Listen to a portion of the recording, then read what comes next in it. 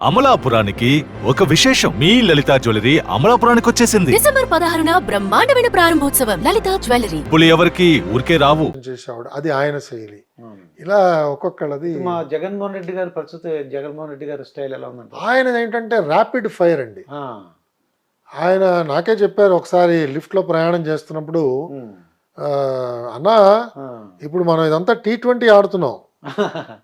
ఇది ఇంత పూర్వంలో లాగా లిమిటెడ్ ఓవర్స్ కాదు, టెస్ట్ మ్యాచ్ అంతకుండా కాదు. ఇది T20 క్రికెట్ మ్యాచ్.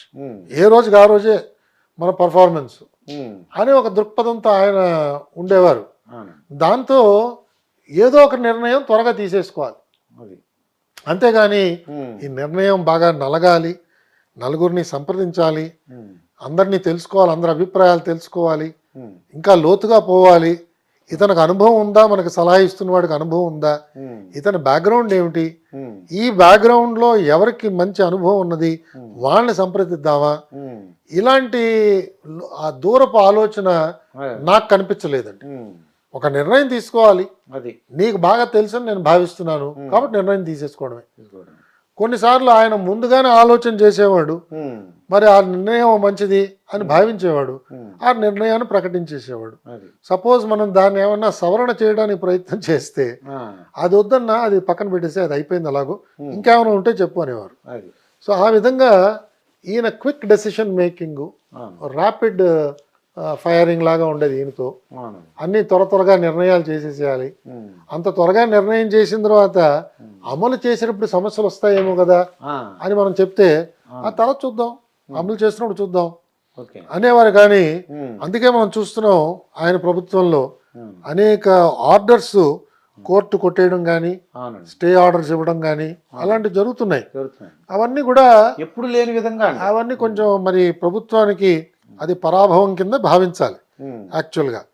బట్ ఆయన దృష్టి ఇలా ఉంటుంది, ఆయన ఆలోచన అలా ఉంటుంది. అది ఆయన శైలి అండి. అంటే మార్నింగ్ ఎన్ని గంటలు వేస్తారంటారు ఇప్పుడు సీఎం గారు? అంటే ఒక్కొక్కళ్ళది ఒక్కొక్క రకమైన అలవాటు అండి. చూసుంటారు కదా. అంటే సుమారుగా 9:30కి ఆయన మొదట కలుస్తారండి. 9:30కి సుమారుగా అప్పట్లో. అంటే చాలా మంది అంటారు పొద్దున్నే 5 గంటలు లేస్తారు, ఎక్సర్సైజ్ చేస్తారు. అయ్యో తెలియదు, మనకు తెలియదు అంటారు. ఇవన్నీ మనం వెనికిడే, కానీ నేనేమి ప్రత్యక్షంగా నాకు అలా చూసే అవకాశం ఎక్కడా లభించలేదు. ఆయన మొదటిసారి కిందకి రావడం అది 9:30 నుంచి ఆయన దైనందిన కార్యక్రమం స్టార్ట్ అయ్యేది. నేను ఉన్నప్పటి వరకు నేను చూసిందండి. 6-6:30 కల్లా ఆయన అంతా పెట్టేబేడ సర్దేసుకోవడం, దుకాణం మూసేవారు ఆయన 6కి అంతే. సో మనం అలాగే వీకెండ్స్ ఆయన వచ్చేవారు కాదు. శని ఆదివారాలు సర్వసామాన్యంగా, అంటే ప్రభుత్వానికి హాలిడే ఉంటే ఆయనకు కూడా హాలిడేనే. ఆ విధంగా ఎవరిని కూడా పిలిచేవారు కాదు. కొద్ది మందిని మరీ అవసరం అయితే పిలిచేవారు, లేకపోతే అంటే అట్లీస్ట్ అధికారుల్ని, ఆయన పేషీ స్టాఫ్ని బహుశా పిలిచేవారేమో నాకు తెలియదు. బట్ నాలాంటి వాళ్ళు ఎవరిని కూడా పిలిచేవారు కాదు. అది ఆయన శైలి అండి. అయితే ఇప్పుడు రీసెంట్గా చంద్రబాబు నాయుడు గారు అరెస్ట్ అయ్యారండి. అంటే నా ఉద్దేశం ఏంటంటే, చాలామంది జయలలిత, లాలూ ప్రసాద్ యాదవ్, మధు కోడా, అలాగే ఓం ప్రకాష్ చౌతాలా ఫ్రమ్ హర్యానా, వీళ్ళు చీఫ్ మినిస్టర్గా ఉండి అరెస్ట్ అయిన వాళ్ళు అండి. ఇప్పుడు చంద్రబాబు నాయుడు గారి కన్నా ఇప్పుడు అరెస్ట్ అయ్యారు కాబట్టి, ఇటువంటి అరెస్ట్ అయినప్పుడు మీలాంటి ఆఫీసర్లు ఈ తప్పు చేస్తే మనం ఫ్యూచర్లో ఇబ్బంది పడతామండి, వద్దండి అలాగే చెప్పరా సార్ వాళ్ళు? అంటే నా దృష్టిలో అందరూ చెప్తారండి. కొన్నిసార్లు మనం చెప్తున్నా వాళ్ళు గ్రహించకపోవచ్చు, వాళ్ళకి తాత్కాలికంగా ఇది లాభం అని అనిపించవచ్చు, వాళ్ళకి రాజకీయ ప్రయోజనం అందులో ఏమన్నా కనిపించవచ్చు. కొన్నిసార్లు సలహా చెప్పేవాళ్ళు గట్టిగా చెప్పలేదేమో అని ఒక అనుమానం కూడా మనకు రావచ్చు. ఇలాంటి అనేక అవకాశాలు ఉన్నాయండి. ఎందుకంటే అక్కడ ఉన్న అధికారులందరూ అనుభవంతో ఉన్న వాళ్ళే ఉంటారు. కనీసం 20 సంవత్సరాలు 30 సంవత్సరాలు సర్వీస్లో ఉన్నవాళ్లే ఉంటారు అధికారుల కింద. అలాగే ఆయనతో ఉన్న మంత్రులకు కూడా అపారమైన అనుభవం ఉంటుంది, సలహాదారులు కూడా అనుభవం ఉన్నవాళ్లే ఉంటారు. కాబట్టి వీళ్ళందరూ కూడా జాగ్రత్తగా ఇవన్నీ బేరీజ్ వేసి ఆయనకి సలహా ఇచ్చే ఉంటారని నేను భావిస్తున్నాను. కానీ ఈయన చంద్రబాబు నాయుడు గారు ఇప్పుడు జైల్లోకి వెళ్ళారంటారు, రాజమండ్రి జైల్లోకి వెళ్ళారు. అంటే ఇది కక్ష పూర్తి చర్య అంటారా, లేదంటే నిజంగా తప్పు చేసుకుంటారంటారా? అంటే మనకి ఇంకా వివరాలు ఏమీ రాలేదండి బయటికి. ఇవాళ ఇంతవరకు మనకు తెలిసిన వివరాలు చాలా పాక్షికంగా ఉన్నాయి. అంటే సంజయ్ అని ఏపీ సిఐడి చీఫ్ ఏం చెప్తారంటే 16 చోట్ల సంతకం పెట్టేశారు, ఇప్పుడు సంతకాలు పెట్టవలసిన అవసరం ఉంది. ముఖ్యమంత్రో కార్యదర్శులో మంత్రుల్లో పెట్టవలసిన అవసరం ఉంది. సంతకం పెట్టాడు కదా అని చెప్పి మనం నిందితుడి కింద మార్చటం అది సబబుగా లేదు. మనం ఇంకా లోతుగా చూడాలి. ఒకటి. రెండు, అసలు ఇన్వెస్టిగేటింగ్ ఏజెన్సీస్ యొక్క పరిధి ఏమిటి, ఎంతవరకు వీళ్ళు ఇన్వెస్టిగేట్ చేయొచ్చు? ఎందుకంటే ఈ నిర్ణయాలన్నీ కూడా ఆయన ఒక ముఖ్యమంత్రిగా నిర్ణయం తీసుకున్నాడు. అంటే ఒక ముఖ్యమంత్రి తీసుకున్న నిర్ణయాన్ని ఆయన కింద పనిచేసే సిబ్బంది ఎలా ఇన్వెస్టిగేట్ చేస్తారు? ఇది విరుద్ధంగా కనిపిస్తోంది. మన రాజ్యాంగంలో ఉన్న ఏర్పాటు ఏమిటంటే ఒక ఎగ్జిక్యూటివ్, ఒక లెజిస్లేచరు, ఒక జ్యుడిషియరీ. దీన్ని సెపరేషన్ ఆఫ్ పవర్స్ అని అంటాం మనం. సో ఒక ముఖ్యమంత్రి గారు తీసుకున్న నిర్ణయం లేదా ఒక ప్రభుత్వ నిర్ణయం అది రాజ్యాంగబద్ధంగా ఉన్నదా లేదా అన్నది ఒక కోర్టు నిర్ణయం చేస్తుంది. అంతేగాని ఒక పోలీస్ ఆఫీసరు, అది ఏ డిపార్ట్మెంట్ అయినా కూడా ఆయన స్వతహాగా ఆయన ఒక పోలీస్ ఆఫీసర్, ఆయన సిఆర్పిసి ప్రకారం ఇన్వెస్టిగేట్ చేస్తున్నాడు, ఆయన ఐపీసీ ప్రకారంగా ఇన్వెస్టిగేట్ చేస్తున్నాడు. ఐపీసీలో ఉన్న నేరాల్ని రుజువు చేయడానికో ఉన్నాయో లేదో చూడటానికో పరిశీలన చేస్తున్నాడు. సో ఈయన కింద పనిచేస్తున్న శాఖాధిపతులు ఈయన ఎలా ప్రశ్నిస్తారు? కాబట్టి ఇది రెండు రకాలుగా చూడాలండి. ఒకటి, వీరు తీసుకున్న నిర్ణయాలు లోపభూయిష్టంగా ఉన్నాయంటే న్యాయస్థానాలు చూడాలి. చూసి ఈయన తీసుకున్న నిర్ణయం రాజ్యాంగబద్ధంగా లేదు, రాజ్యాంగంలో పొందుపరిచిన అంశాలకి ఉల్లంఘన జరుగుతున్నది, రైట్ టు ఈక్వాలిటీ వైలేట్ అయింది, లేదా ఇంకోటి ఏదో వైలేట్ అయింది, రైట్ టు ప్రాపర్టీ వైలేట్ అయింది, ఏదో ఒక రాజ్యాంగ అధికరణ ఈయన తీసుకున్న నిర్ణయం వల్ల ఉల్లంఘింపబడింది అని నిరూపణ కావాలి. అది హైకోర్టు చేస్తుందండి. అంతేగాని మున్సిఫ్ కోర్టు లేదా డిస్ట్రిక్ట్ కోర్టు, జిల్లా కోర్టు, ఏసీబీ కోర్టు కాదు. ఒకటి. రెండు, ఇది నేరపూరితమైన చర్య అని చెప్పే ముందు ఈ పథకం ఏదైతే లాంచ్ అయిందో, స్కిల్ డెవలప్మెంట్ ప్రోగ్రామ్, ఏ ప్రోగ్రామ్ అయినా అది క్షేత్రస్థాయిలో ఎలాంటి లోపాలు కనిపించాయి, దానికి ఎలాంటి సాక్ష్యాధారాలు ఉన్నాయి, ఆ సాక్ష్యాధారాలు నిందించే అధికారులు ఎవరు, వాళ్ళు నిజంగా దొరికారా, వాళ్ళు దొరికినప్పుడు వాళ్ళ దగ్గర నుంచి ప్రారంభమైన ఈ ధనం ఇది ఈయన జేబులోకి వెళ్ళిందా, ఈయన అకౌంట్లోకి వెళ్ళిందా, ఇది మనం ప్రూవ్ చేయాలి. దీని మీద అనుమానం ఉండొచ్చు కానీ ప్రూవ్ చేయాలి. ముందు అతని దగ్గర డబ్బు దొరికిందా, అతని దగ్గర దొరికితే ఒకవేళ అతను ఏమైనా చెప్పాడు అనుకోండి, నేను ఇచ్చానండి, ఎలా ఇచ్చావు, బ్యాంకు ద్వారా ఇచ్చావా, బంగారం ఏమైనా చేసి ఇచ్చావా, లేదా ఏమైనా ప్లాట్లు కొనిపెట్టావా, ఆయనకి రిజిస్టర్ చేసావా, ఏమిటి, ఏ రకంగా నువ్వు ఆయనకు లంచం ఇచ్చావు, నువ్వు ఆయనకి లాభం చేకూర్చావు, ఇవన్నీ నిరూపణ అయిన తర్వాత అప్పుడు ఈయనకి నోటీస్ ఇచ్చి ఇదిగో ఈ సాక్ష్యాధారాలు అన్నీ ఉన్నాయి అని చెప్పగలగాలి. అది అక్కడ జరిగినట్టుగా లేదు కదా. లేదండి, నోటీస్ అది ఇచ్చినట్టు. ఇది సుమారుగా ఆయన ఒక 40 సంవత్సరాలు ఈ రాజకీయ జీవితం ఉన్నారండి చంద్రబాబు నాయుడు. అవునండి, అవును. అటువంటిది ఆయన జైలుకి వెళ్ళారు, ఒక సామాన్యుడిలాగా జైలుకి వెళ్ళారు. ఇప్పుడు దీనివల్ల ఏంటంటే కొద్దిగా మంది బాధపడుతున్నారండి. అంటే ఇది అది చేసున్నా సరే ఇంకేదన్నా చేయాల్సింది ఇలా జైలు పంపించకుండా అని అంటున్నారు. అంటే ఇవన్నీ కూడా మనకి ఇవాళ కోర్టు పరిధిలో ఉన్నాయి. అవునండి, కోర్టు నిర్ణయం చేస్తుంది. ఇవన్నీ కూడా కోర్టు ముందు వారి న్యాయవాదులు, అలాగే ప్రాసిక్యూషన్ సంబంధించిన న్యాయవాదులు, వీళ్ళందరూ కూడా చాలా వివరంగా అందులో ఆ సంబంధిత జడ్జి గారు చాలా సమయం వెచ్చించారు అని చెప్పి విన్నాం. కాబట్టి ఇవన్నీ లోతుగానే కొంత పరిశీలన అయింది. కాబట్టి ఇవన్నీ కూడా మనకి చట్టం ముందు మనందరం ఒకటే కాబట్టి దీన్ని మనం ప్రత్యేకంగా తప్పు పట్టడానికి లేదు. నేను అనేది ఏంటంటే రాజ్యాంగ స్ఫూర్తి ఏమిటి, రాజ్యాంగ విధానం ఏమిటి, దాని ప్రకారంగా మనం నడుచుకుంటూ ఉంటే ఇవన్నీ కూడా చాలా సులభంగా అర్థం అవుతాయండి. లేకపోతే దీంట్లో కొన్ని అపోహలు బయలుదేరే ప్రమాదం ఉంది. అండ్ ఇవాళతో మనకి ప్రభుత్వం అంతం కాదు కదా, ఇది నిరంతరం జరిగే ప్రక్రియ. ఇవాళ ఒక ముఖ్యమంత్రి ఈ విధంగా తీసుకున్న నిర్ణయాల్ని ఒక విధంగా మనం పరిశీలన చేస్తే రేపు ఇంకో ముఖ్యమంత్రికి ఇదే జరుగుతుంది, ఒక మంత్రికి జరుగుతుంది, ఒక అధికారికి జరుగుతుంది. ఇవాళ రాజకీయ ఉద్దేశం కావచ్చు, ఏదైనా కావచ్చు, కారణాలు కావచ్చు, అలాంటివి ఈ శిక్షా స్మృతిలోకి చేరకూడదు. అదే. అది కొంచెం జాగ్రత్త వహించాలి. పౌరులందరికీ కూడా నమ్మకం పెరిగేటట్టుగా వ్యవస్థని మనం నడపాలి. అదే. అప్పుడే మనకి శాంతి భద్రతలు సమాజంలో జాగ్రత్తగా ఉంటాయి. ఒకవేళ శాంతి భద్రతలకు ఎక్కడైనా ఉల్లంఘన జరిగిందనుకోండి, మన దగ్గర పోలీసులు సరిపోరండి. 4 కోట్ల మంది జనాభా, మన దగ్గర ఉండేది పోలీసులు ఎంతమంది అండి? మా అయితే 1-2 లక్షల మంది ఉంటారు. అంతే. ఎలా సరిపోతారు? వీళ్ళందరూ తుపాకీలు పట్టుకుని వీధుల్లోకి వచ్చి కాల్చలేరు కదా. కాబట్టి ఆ పరిస్థితి రాకుండా ప్రభుత్వం మనకి అలాంటి సిగ్నల్స్ వెళ్ళాలండి. న్యాయబద్ధంగా జరుగుతున్న చర్యలు, పూర్తిగా చట్టానికి ఎక్కడ ఉల్లంఘన జరగకుండా జరుగుతున్నది ఈ పర్యవేక్షణ, పరిశీలన. అలాగే ఎవరైతే ఇన్వెస్టిగేట్ చేస్తున్నారో, కోర్టులో వాదనలు వినిపిస్తున్నారో, వాళ్ళు పత్రికా ముఖంగా వచ్చి ఇంటర్వ్యూలు పెట్టడం ఏమిటి? ఇది ఎక్కడా జరగలేదండి. ఎందుకంటే ఈ మధ్యనే సుప్రీంకోర్టు కూడా ఇది గర్హించిందండి. ఇలా చేయకూడదు. ఒక చోట ఇన్వెస్టిగేషన్ జరుగుతున్నప్పుడు, ట్రయల్ అవుతున్నప్పుడు అది ప్రశాంతమైన వాతావరణంలో జరగాలి.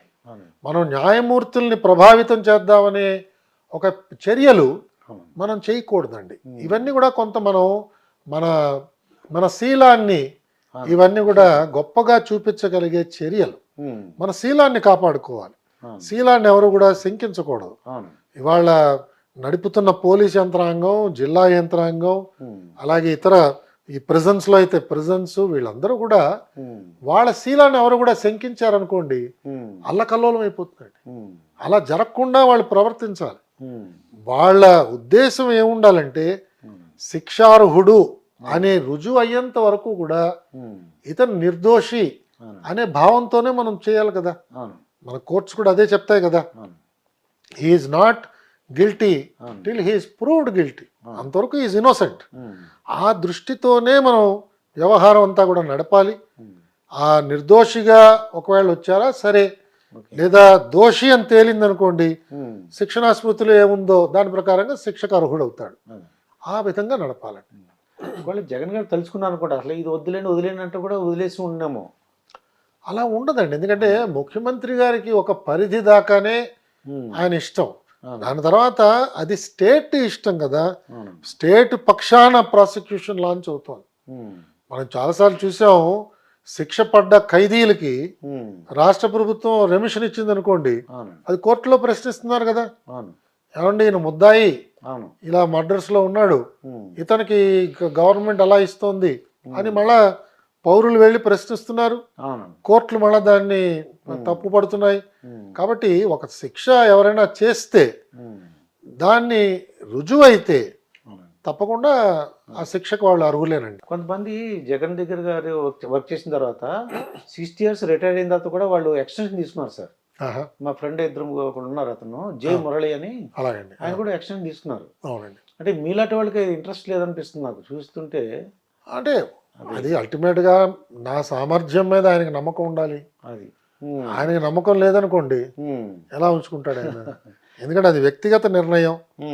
సో ఆయనకి వ్యక్తిగతంగా నాతో పొసగలేదు, నేను పనికిరాని అనిపించింది ఆయనకి. వెరీ గుడ్, ఆయన కావాల్సిన వాళ్ళు ఆయన పెట్టుకుంటాడు. అంటే ఆయన చెప్పినట్టు మీరు చేసేయడం కుదరదంటారా సార్? అంటే ఇవన్నీ కూడా బాగా నలిగిన అంశాలే. అవునండి. నాకు ఒక రకమైన బ్యాక్గ్రౌండ్ ఉంది, ఒక ట్రైనింగ్ ఉంది, కొన్ని ఉద్దేశాలు ఉన్నాయి, కొన్ని లక్షణాలు నేను ముందు నుంచి పాటిస్తూ వచ్చాను. అసలు మీ దగ్గర రావడానికి భయపడతారు అందరూ. కొన్ని విలువలు పాటిస్తున్నాం. ఆయన దగ్గరికి వెళ్ళకంటారా బాబు, ఆ ఫైల్ కానీ అంటుంటారండి. అంటే మనం అంటే ప్రభుత్వం దగ్గర జీతం తీసుకుని ఈ విధమైన హోదా ఇచ్చి ప్రభుత్వం నడిపిస్తున్నప్పుడు మా తల్లిదండ్రులు నా నుంచి ఆశించింది కానీ, మా గురుదేవులు నా దగ్గర నుంచి ఆశించేది కానీ, నా మిత్రులు నా దగ్గర నుంచి ఆశించేది కానీ, నాకు పాఠాలు నేర్పించిన సీనియర్స్, నాకంటే ముందు సర్వీస్లో చేరి రిటైర్ అయిన వాళ్ళు, వాళ్ళందరి దగ్గర నేను రేపు తల ఎలా ఎత్తుకుని నడుస్తానండి. మనం జీవించినంత కాలం కూడా చక్కగా హాయిగా ఆనందంగా జీవించాలి. రాత్రి పడుకోగానే నిద్ర పట్టాలి. 1 year 2 years ఎక్స్టెన్షన్ గురించి చెప్పినట్టు కల్లా మీరు చేయలేరు. నాకు అవసరం అనిపించలేదండి. నాకు ఎవరు ఆఫర్ కూడా చేయలేదు. నాకేమీ ఎవరు ఆఫర్ చేయలేదు. నేను నవంబర్ ఎండ్ కల్లా మా ఇంటికి వచ్చేసాను. ఏప్రిల్లో ఎలాగో రిటైర్ అయ్యామండి. సో అంటే ఒక సుమారు 4-5 నెలలు ముందు ముందు వచ్చేసాను. 4 నెలలు 5 నెలలు హాఫ్ పే లీవ్ కింద లీవ్ తీసుకున్నాను. ఓకే. 4-5 నెలలు ఇంట్లో హాయి కూర్చున్నాను. ఏదో గ్రంథాలు చదువుకున్నాను. ఏదో నాకు తోచిన పూజలు, నా పద్ధతులు నా ప్రకారంగా జీవించాను. అంటే మీ కుటుంబ సభ్యులు ఎవరు చెప్పినట్టు చేసేయచ్చు కదా, ఇంకా 6 నెలలే కదా, డబ్బులు లేదు మా అంటే ఇప్పుడు జనరేషన్ వాళ్ళు ఏంటారంటే వాళ్ళు అనుకున్న మాట అనమాట, ఆయన చెప్పినట్టు నడుచుకుంటే బోల్డ్ కోట్లు లేదు నాకు ఒక్కరు కూడా అలా చెప్పలేదండి. మా ప్రత్యేకంగా మా భార్యని ఒకవేళ తీసుకుంటే వాళ్ళ నాన్నగారు కూడా చాలా చాలా గొప్ప నైతిక విలువలు ఆయన పాటించారు జీవితంలో. సామాన్యమైన జీవితం వాళ్ళు నడుపుతున్నారు ఇవాళ. ఆయన కూడా కేంద్ర ప్రభుత్వంలో కార్యదర్శి స్థాయికి వెళ్ళి రిటైర్ అయ్యారు. కానీ ఎక్కడ ఆయన చేయి చాచి అడిగిన దాఖలాలు లేవు. నిబద్ధతకి ఆయన చెప్పింది పేరు. మరి అలాంటి ఇంట్లోంచి వచ్చింది మా ఆవిడ. సో మా ఆవిడ కూడా ఎప్పుడైనా ఇబ్బంది కలిగితే ఆవిడ నాకేమీ ఇబ్బంది కలిగించలేదండి. అనేక రోజులు మేము ఇంచుమించుగా పస్తూ ఉండి పడుకున్న పరిస్థితులు నాకు అనుభవం అయ్యాయి. ప్రధాన కార్యదర్శిగా చేసి హైదరాబాద్కి వచ్చిన తర్వాత ఇంచుమించుగా ఆ స్థితిలోనే నేను జీవించానండి. ఎందుకంటే half pay leave. Half pay అంటే పెన్షన్లో హాఫ్ వచ్చేది నాకు. అంటే ఒక 50,000 60,000తో ఒక ఇల్లంతా నడపడం అంటే ఎంత కష్టమో మీకు తెలుస్తుంది. కానీ నడిపేవాళ్ళం, ఉన్న దాంతోనే సర్దుకునేవాళ్ళం. ఒకవేళ పంచపక్ష పరమాణాలు తినలేకపోతే ఏదో మనకి తోచింది ఏదో చేసేది. మా ఆనందం మేము హాయిగా జీవించాం. ఎవరి దగ్గరికి వెళ్ళి దేహి అని అడగలేదు. నేను హాయిగా ఆవిడ నాకు పూర్తిగా సహకరించింది. నాకు గొప్ప స్ఫూర్తినిచ్చింది. అది నన్ను ఎక్కడా కూడా తప్పు పట్టలేదు. అడిగింది ఏమైందని, వివరాలని చెప్పాను. ఏ సంఘటన జరిగినప్పుడైనా ఆవిడికి తెలియపరచవలసిన విషయాలని తెలియపరిచేవాడిని. ఎక్కడ ఆవిడ ఆందోళన పడలేదు. ధైర్యంగా ఉండమని చెప్పేది. ఆ విధంగానే మా పిల్లలు కూడా అంతే. మా అబ్బాయి కానీ మా అమ్మాయి కానీ వాళ్ళు ఎవరు కూడా మాకు ఇలాంటి సౌకర్యాలు కావాలి, మేమేదో పుట్టినప్పటి నుంచి ఐఏఎస్ ఆఫీసర్ పిల్లలు కాబట్టి మేమేదో పెద్ద పెద్ద ఇంపోర్టెడ్ కార్స్లో ట్రావెల్ చేయాలి అని అలాంటిది ఎక్కడా కూడా వాళ్ళు ఏం మాట్లాడలేదు. ఉంటే కార్లు వెళ్తారు, లేకపోతే ఆటోలో వెళ్తారు. బస్సులో ప్రయాణాలు అనేక సార్లు మా ఆవిడ కూడా చేసింది. సో ఇదేమి పెద్ద సమస్య కాదండి. అలాగే మా చెల్లెలు కావచ్చు, మా బావగారు కావచ్చు, మా వదిన గారు కావచ్చు, మా ఎవరైనా బంధువులు అందరూ అంతే. అందరూ కూడా నువ్వు చేసింది మంచి పని చేసావు, నీ వల్ల మా అందరికీ కూడా గౌరవం వచ్చింది అనే భావించారు. కానీ అలాగే చెప్పారు. కానీ నన్ను ఎవరు కూడా తోలనాటం కానీ, నన్ను వెలివేయడం కానీ, నా మిత్రులు కానీ, నా క్లాస్మేట్స్ కానీ, నాతో పాటు సర్వీస్లో చేరిన వాళ్ళు కానీ, మా సీనియర్స్ కానీ ఎవరు కూడా, అలాగే మీడియాలో అనేక మంది మిత్రులు చాలా చాలా నాకు ఎంతో ఊరటనిచ్చారు. వాళ్ళందరూ కూడా చాలా గొప్పగా నా గురించి మాట్లాడటం, నాకు ధైర్యాన్ని ఇచ్చారు. కాబట్టి నాకు ఎక్కడ కొరత కానీ బాధ కానీ అనిపించలేదు. అయితే ఈ ప్రతిపక్షం వాళ్ళు ఎక్కువగా జగన్ గవర్నమెంట్లో వాళ్ళు విమర్శ చేసేది ఏంటంటే ససామా సకల శాఖ మంత్రి అని చెప్పి ఒక ఆయన ఉన్నారు, ఆయన చూస్తుంటారు, ఇంకెవరు పట్టించుకోరు, ఏమున్నా ఆయన దగ్గరికి వెళ్ళాలంటారు. అది ఎంతవరకు నిజం సార్? అంటే నేను ఉన్న కాలంలో ఆయనకి ఇంకా అలాంటి ఒక పరిస్థితి రాలేదు. సో నాకు అంత అనుభవం లేదండి ఆయనతో అని అంటుండేవారండి. అంటే వీళ్ళు అంటే నాకు అనుభవం లేదు. నాకు ఆయనతో పరిచయం అయితే ఉంది, ఏదో 1-2 సందర్భాలు ఆయనతో కలిశాను, కానీ నాకు అంత విస్తారమైన అనుభవం అయితే లేదండి. అయితే ఇప్పుడు మీ పిల్లలిద్దరూ ఆటో కాంటే బస్సు ఎక్కడైనా ట్రావెల్ అవుతారని అంటున్నారు. అవునండి. అసలు నిజంగా మనం పిల్లల దగ్గర, అంటే నాకు కూడా నా ఏజ్లాగా ఉన్నారు సార్ మీరు కూడా, అలా మనం పిల్లల దగ్గర ఎలా ఉంటే బాగుంటుంది అంటారు సార్? ఇప్పుడు ఇద్దరు పిల్లలకి పెళ్ళిళ్ళు అయినాయి సార్? ఇద్దరు అయినాయి. అసలు మనం అంటే ఈ ఏజ్ వాళ్ళు పెద్ద తరహాగా పిల్లల దగ్గర ఎలా ఉండాలంటారు? అంటే ఇవన్నీ కూడా మన కుటుంబ నేపథ్యం చాలా ముఖ్యమండి పిల్లలకి.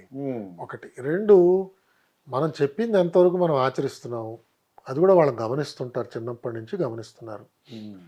నాన్న చాలా విషయాలు చెప్తున్నాడు, శ్రీరామాయణం, మహాభారతం, భగవద్గీత అవన్నీ చెప్తున్నాడు, కరెక్టే. బట్ నిజ జీవితంలో ఎలా ఉన్నాడు అన్నది వాళ్ళకి తెలుస్తుంది. మన మిత్రులు వాళ్ళతో మాట్లాడుతుంటారు, వాళ్ళు మనతో ఎలా మాట్లాడుతున్నారో చూస్తున్నారు. మన కింద